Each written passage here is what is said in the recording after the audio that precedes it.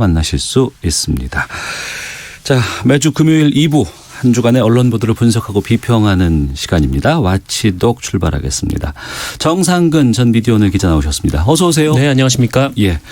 그리고 오늘 좀 특별한 분을 모셨습니다. 국민대학교 언론정보학부 조수진 겸임교수 자리하셨습니다. 안녕하십니까? 네, 안녕하세요. 예. 조수진 교수께서 네. PD도 하셨고 기자 생활도 하셨다면서요. 예, 그랬습니다. 그리고 이제 언론학 박사학위까지 받고 지금 강단에도 서고 계시는데. 네, 네. 저희가 오늘 좀 모신 이유가 이 코로나19 언론 보도 관련해서 좀 어떻게 보고 있을까, 언론 쪽에 언론학을 하신 분들께서는. 네, 네. 어때요? 글쎄요. 그러니까 이게 이제 일종의 재난 보도잖아요. 예. 그래서 재난 보도가 제대로 이루어지지 않으면 사실 사회에 굉장히 혼란이 가중되거든요. 조심스럽습니다. 조심스럽습니다. 정말. 예, 근데 예. 이제 이게 이제 시기별로 좀 보면 전체적으로 초기에 나왔던 문제들이 뭐냐면 공포와 혐오를 조장하는 문제들이 조금 많았다라고 예. 평가를 하고 있고요. 왜냐하면 그 사용하는 용어 이런 것들이 약간 과어휘화, 예. 그러니까 그런 논문이 있거든요. 그러니까 재난 보도에서 우리나라 보도가 특히나 네. 어휘 사용이 조금 과하다. 네, 그런 결론을 낸 논문이 있었어요. 예. 그래서 그게 사실 오래된 논문인데 계속되고 있습니다. 네. 그래서 이제 그런 문제가 있었고 또 지역 감정 조장하는 문제들도 있었잖아요. 그러면서 이게 초기에 나왔던 문제라면 이후에는 이제 프레임 싸움으로 조금 번지게 되고요. 네. 이게 총선과도 연결이 좀 되고 있잖아요. 그래서 이게 정치권이 선거에 코로나를 좀 이용하려는 어떤 정쟁 네. 이런 거를 언론이 그대로 받아쓰는 문제들 예, 그런 것들이 조금 문제가 되고 있고 또 공교롭게도 신천지라는 종교 집단이 네. 예, 등장을 하면서 이게 굉장히 복잡해진 그런 구도를 보고 있고요.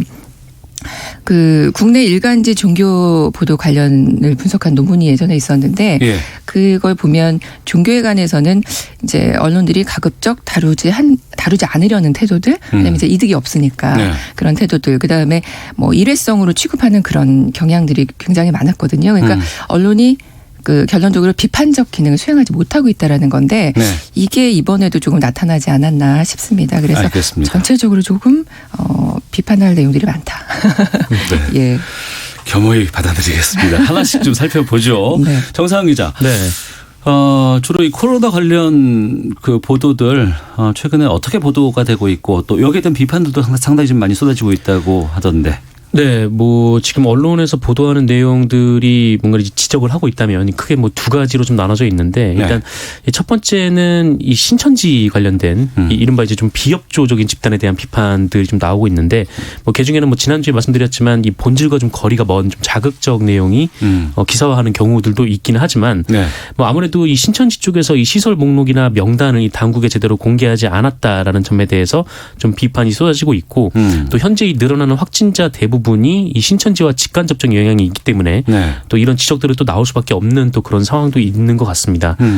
근데 이제 두 번째 부분이 이제 정부에 대한 비판인데요. 네. 뭐 정부에 대한 비판 중에서는 뭐 받아들일 수 있는 부분들도 좀 상당 부분이 있어요. 그래서 뭐 특히 뭐 최근에 오늘인가요? 이 조선일보에서 나왔던 보도였는데 이 마스크 공급 대책을 너무 성급하게 발표를 했다. 네. 뭐 이런 부분들은 이제 뭐 정작 실제로 이 현장에서 좀 배포가 안 돼가지고 혼란스러운 부분들이 있었기 때문에 뭐 이런 부분들은 충분히 지적할 수 있다고 보고.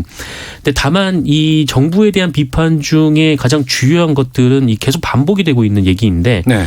이 중국인들을 왜 입국 금지시키지 않냐라는 점에서 좀 가장 그 부분이 중심으로 잡혀서 지금 보도가 좀 나오고 있는데 그러니까 우리나라는 그러니까 다른 나라들은 다 입국 금지를 시켰는데 우리 정부가 이제 중국 눈치를 보고 있다라는 얘기입니다. 그래서 뭐 당장 오늘자 이제 조선일보 사설 제목도 뭐 한국인 격리하는 중국 그 외교보다 방역이 중요. 그런데 한국은 방역보다 중국. 네, 이렇게 제목을 달았었고 어제도 일면에 뭐 입국 금지를 안 해서 확진자가 284명이 폭증했다라는 식으로 이 머리 기사 소제목을 쓰기도 했고 이 중앙일보 같은 경우에는 그 월요일에 그 일면 사설을 일면에다가 실었는데요. 네.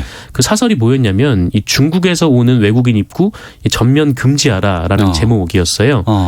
그런데 그 바로 밑에 기사에 그 이스라엘이 우리 국민들에 대한 입국 금지를 시킨 부분에 대해서는 코리아 포비아라는 제목을 썼습니다. 그래서 이게 좀 같은 면의 위아래가 그러니까 좀 자사의 사설은 한쪽에서는 입국을 막아야 된다라고 얘기를 하고 네. 다른 외신을 보도하면서는 거기에 대해서는 또 혐오에 대해서 문제점을 제기하고. 네. 같은 면에 이제 위아래 기사도 좀 맞지 않는 좀 예. 그런 형태도 좀 나온 바가 있습니다.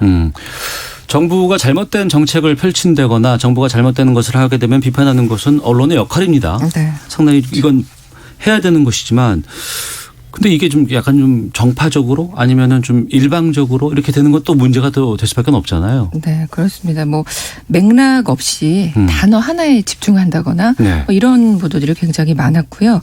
그다음에 이제 프레임을 짤 때 역시 정쟁에 일어나라는 태도들이 굉장히 많았고 누구를 위한 프레임인가 이런 것들이 굉장히 좀 묻고 싶은 그런 내용들이 굉장히 많았습니다. 네. 그래서 이게 이제 총선과 맞물려서 굉장히 극도로 심화된 모습들이 계속 보여지고 있어서 참 안타깝습니다.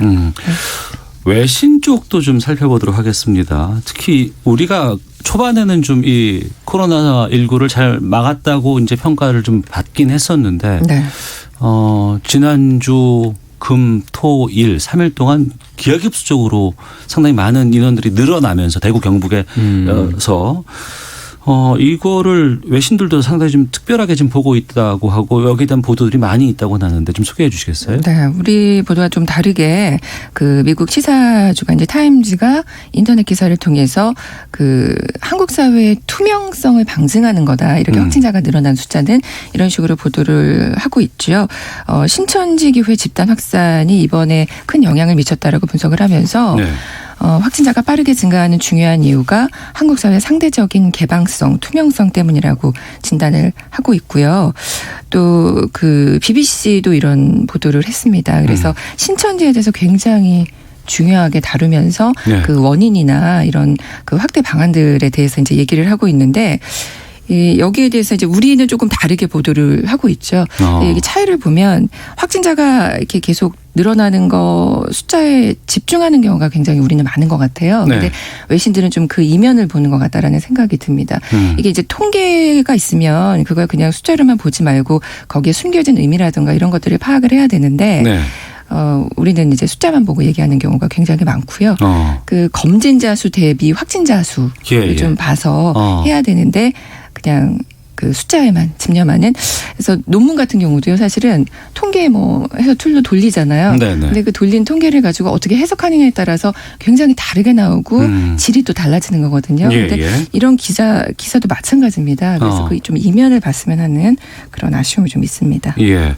그리고 보면은 또 한동안은 무슨 어느 지역은 청정이래더라. 아니면 어느 청정 지역이 뚫렸다. 이런 자극적인 이런 보도는 좀 자제해야 되지 않을까 싶거든요. 유령 도시 뚫렸다 이런 말들이 많았죠. 무너졌다 이런 소스로도 굉장히 좀 많이 쓰였고. 예. 네. 아까 말씀하셨듯이 다른 선택에 좀 신중을 기해야 되는 게 이 재난 보도인 것 같습니다.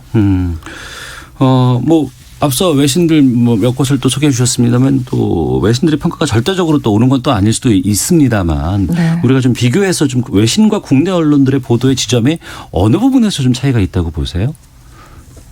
아까도 말씀드렸지만 그런 분석 우리나라 같은 거? 분석에서 단순히 숫자에만 집중하는 것들. 그래서 이제 숫자가 늘어나는 거에서 정부의 방역이 잘못됐다라고 네. 이제 꼬집기 위해서 약간 이렇게 정쟁하고 이렇게 맞물려서 가는 네. 경우들이 좀 많았던 것 같습니다. 이건 솔직히 많이 좀 드러나고 있잖아요. 국내 네. 언론에서. 네, 그렇죠. 일종의 이제 정파성이 이 위기 상황에서 좀 이제 사실 일부와 결합을 해서 좀 다르게 해석이 되는 좀 그런 일들이 좀 빈번하게 좀 벌어지고 있는데 이게 사실 과거 좀 메르스 보도를 좀 생각을 해보면은 과거 메르스 때도 물론 이제 여러 언론들이 일종의 좀 공포를 유발하는 단어라든가 이런 것들을 써서 좀 논란이 된 적은 굉장히 좀 많았거든요. 근데 예.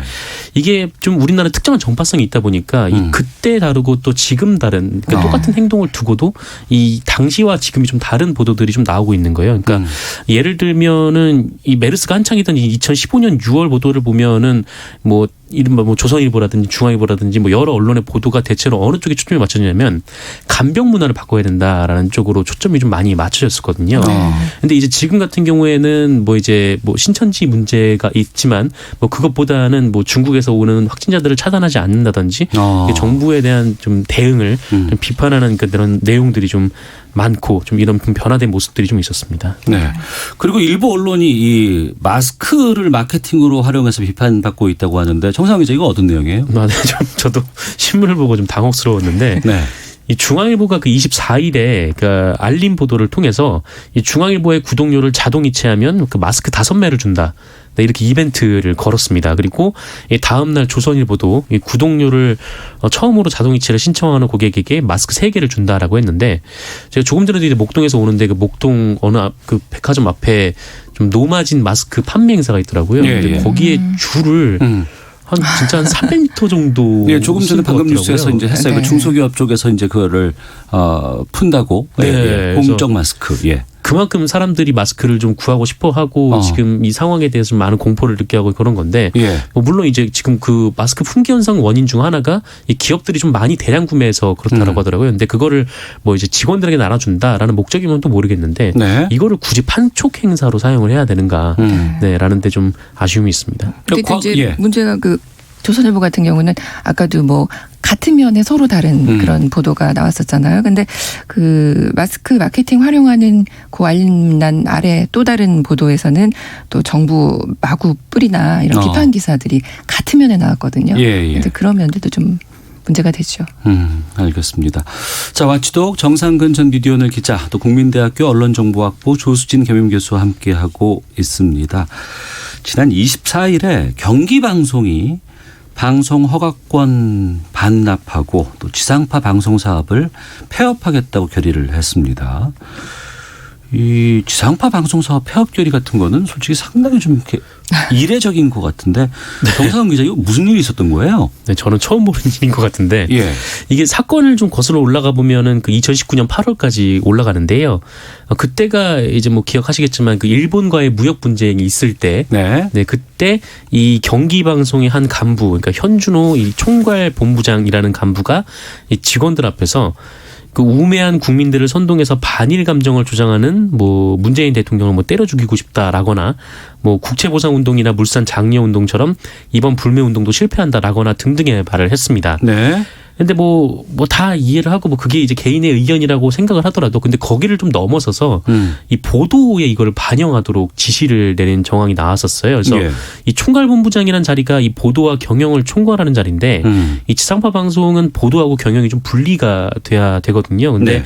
이 자신의 지위를 이용해서 이 자신의 주장을 뒷받침할 기사를 쓰라, 이렇게 지시를 내린 겁니다. 그래서 이거를 내부 고발자들이 외부에 알렸고, 이 현준호 씨가 당시에는 사퇴 의사를 밝히면서 일단락되는 것 같았는데, 네. 근데 오히려 이 현준호 씨가 전무이사로 승진을 하고 내부 고발자 2명이 해고가 됐었습니다. 네. 그래서 이 논란이 쭉 이어져 오다가 지난해 말에 이 방송통신위원회가 경기방송에 대해서 현준호 씨를 방송사 경영에서 즉시 배제를 하고, 또 3개월 이내에 대표이사 공개 채용 등 경영의 투명성을 높이라라는 조건으로 조건부 제어가를 내리게 되는 거죠. 네. 그런데 지난 2월 20일에 아까 말씀하셨듯이 경기방송이 난데없이 그럴 거면은 지상파 방송 허가를 반납하겠다라고 이 폐업 결정을 내려버립니다. 그럼 방통위의 그 재허가 조건이라는 게 좀 방송사로서는 지키지 못할 정도의 과도한 지침이었을까요? 근데 뭐 절대 뭐 과도한 지침은 아니고요. 이게 뭐 소유와 경영을 분리하라라는 거니까, 예. 그리고 뭐 보도와 이제 경영을 분리하라는 거니까 이게 그렇게 뭐 못 지킬 조건은 아닌 것이고, 뭐 대부분의 지금 방송사들이 그렇게 일을 하고 있기도 하죠. 네. 그리고 또 이 현준호 씨란 사람이 이 지위를 이용해서 경영과 보도에 동시에 개입을 하고 있으니까 이거를 또 해소하라라는 거고, 또 이 사람이 계속해서 고위직을 맡고 있는데 이 지상파 방송사답게 이 경영을 투명하게 해서 뭐 이렇게 처리를 하라라는 거죠. 근데 경기방송은 계속해서 이 현준호 씨를 좀 이해할 수 없을 만큼, 근데 이 현준호 씨가 이제 오너라거나 오너 일가는 아니거든요. 네. 그런데 좀 이해할 수 없을 정도로 계속 붙잡아 두는 모습을 보이는 좀 그런 모습이 있었습니다. 그래서 이 계속 뭐 바꾸라 하는데, 이 바꾸는 것도 결국 이 고위직에서 다른 고위직으로 옮겨가는 등 해서 좀 방통위를 좀 기만했던 상황들이 있었습니다. 네. 조수진 교수께서 보시기에는 경기방송 이 일련의 상황을 어떻게 보세요? 사실 그 방송 제어가 심의 과정에서는 예. 여러 가지 면들을 봅니다. 뭐 법률, 경영, 회계 등과 관련해서 외부 전문가들이 참여하는 거거든요. 그래서 이제 중점 그 심사 사항이 방송의 뭐 공적 책임이라든가 네. 뭐 공정성의 실현 가능성, 그다음에 뭐 사회, 지역, 문화적 필요성 이런 항목으로 평가를 하게 되는 거거든요. 근데 이제 이 부분에서 과락 점수를 받았고요. 총점도 그 기준이 650점인데 미달됐습니다. 네. 그래서 제어가 기준이 사실은 안 되는 건데 그래도 한 번 더 기회를 준 거거든요. 이게 이제 그 청취자들을 생각해서 조건부 제어가 결정을 내렸던 건데 이걸 이제 지금 뭐 무시하고 네. 나타난 거고, 그다음에 이제 제가 그 경험에서 볼 때 가장 문제는 사실 편성권 독립이 가장 큰 보장되지 않는 게 문제라고 생각이 듭니다. 네. 제가 이제 몇 명 인터뷰를 좀 해봤는데 뭐 출입처라든가 기사라든가 프로그램에 관여하는 게 엄청 뭐 전횡을 불렀다고 하더라고요. 예. 그다음에 제작자들과 늘 갈등이 있어 왔다고 하고요. 그래서 방송이 누구를 위한 것인가를 생각하면 사실 이런 결정을 내릴 수가 없거든요. 그런데 방송의 의도나 목적이 뭔지를 글쎄 잊고 있는 것도 아니고 모르고 있는 게 아닌가 좀 묻고 싶은 그런 정도입니다, 지금. 네. 그러면 이 경기방송에서 근무하고 있던 뭐 노동자들, 근로자들, PD, 기자, 뭐 작가 이런 분들은 어떻게 되나요? 자연스럽게 문제죠. 해고가 되는 거죠. 네, 직장이 없어졌으니까요. 예. 이게 정치권 보호를 위해서 뭐 취할 조치 같은 건 없는 겁니까? 어떻습니까? 네. 그 현행 방송법에는 네. 방송사업 폐업과 관련해서 그냥 폐업을 원하는 사업자가 신고 의무만 명시를 하고 있습니다. 그래서 뭐 폐업과 관련해서 허가 취소나 제어가 탈락과 달리 방통위가 뭐 이렇게 관여할 그런 거는 없고요. 네.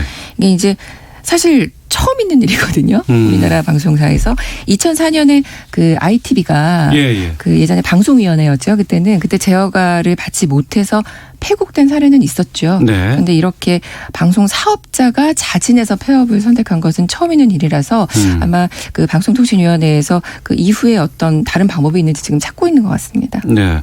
그런데 이 경기방송 폐업과 관련해서 지금 여러 다른 보도가 나오는데 언론 탄압이라는 기사가 나왔다면서요? 네, 그러니까 이런 겁니다. 그러니까 2019년에 이 경기방송을 기억하시는 분들이 많았을 텐데 이 신년 기자회견 때, 그러니까 대통령의 신년 기자회견 때 이 방송 소속의 기자가 질문한 것이 좀 논란이 된 적이 있었어요. 아, 기억납니다. 네. 예. 뭐 정책 기조를 바꾸지 않는 자신감은 어디서 나오는 겁니까? 이렇게 물어봐서 그게 이제 여러 얘기가 좀 나온 적이 있었는데, 그러니까 그게 밉보였다라는 거죠. 그게 밉보여서 정부의 압박이 있었고, 이게 이제 제어가에 영향을 미친 것이며, 뭐 그 결과 이제 해당 기자가 사표까지 냈다라고 이렇게 주장을 하는 보도였습니다. 뭐 사표 과정에 뭐 어떤 얘기가 있었는지는 뭐 각자 뭐 주장이 있긴 합니다만, 근데 한마디로 이제 대통령에게 밉보여서 폐업을 했다라는 건데, 그런데 이게 기사가 잘못된 것은 정부에서는 제어가를 했거든요. 네, 그러니까 이 정부가 폐업하라라고 압박을 한 게 아니라 방송권을 빼앗은 게 아니라 이 제어가를 내렸기 때문에 이게 전제 자체가 맞지 않는 보도가 됐습니다. 이런 언론 논조는 어떻게 보세요? 그러니까 이제 그 아까도 방송 제어가 절차를 말씀드렸지만 이게 이번만의 일이 아니라요. 이 경기방송 같은 경우는 계속 문제가 되었고요. 2010년, 13년, 16년 제어가 시기마다 사실은 문제가 됐던 거거든요. 그러니까 거기에 좀 맞지 않는 얘기고, 이게 그 언론 탄압이라는 게 그 기자의 개인 SNS에 올린 내용이잖아요. 근데 그 큰 맥락에서 봐야 되는데 이걸 받아 쓴 뭐 기자들이 과연 그 SNS를 요즘에 그대로 옮겨서 기사화하는 경우가 참 문제가 되고 있는데 과연 취재를 했는가 이걸 좀 묻고 싶고요. 큰 맥락을 보고 있는가라는 걸 좀 묻고 싶습니다. 알겠습니다. 앞서서 그 코로나19 관련해서도 그렇고 이 경기방송 폐업과도 관련해서 보면은 좀 우리 언론의 정파성 이 부분에 대해서는 좀 여러 가지 지적들이 좀 필요하지 않나 싶습니다. 자, 주간 미디어 비평 와치도 여기서 마치도록 하겠습니다. 정상근 전 미디어오늘 기자, 그리고 오늘 국민대학교 언론정보학부 조수진 교육교수와 함께했습니다. 두 분 오늘 말씀 고맙습니다. 고맙습니다. 고맙습니다.